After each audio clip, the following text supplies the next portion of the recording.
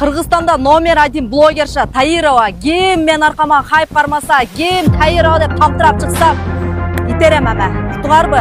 Эч нерседен тайманбаган, эч нерседен коркпогон, дух вагон ким Таирова деп комментарийлер жазып.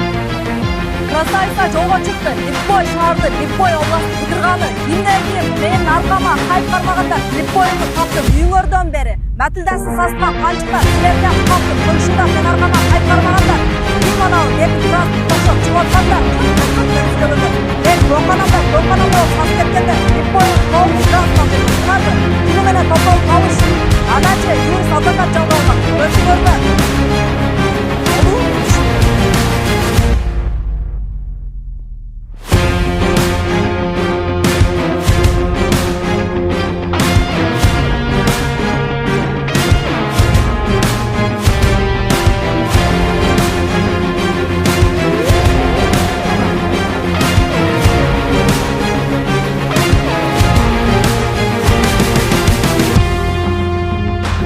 Gece barıp, Manas şahrına barıp, Meriyanasında video koyup bilgen men. Ооба, ал жерге түкүргөн мойнуна алам. Бирок, ошол жерде түнү балдар, кыздар кандай иштеп көргөн силердин көзүңөргө көрүнбөй, именно мени түкүргөн көзүңөргө көрүнбөй.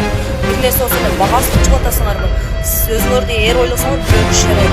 Элге мен видео чыгарам. Каалаган жеринде видео тартып, каалаган жеринде видео чыгарам. Мен Кыргызстанда ойлогон нерсесин калкыда ана мындай деп.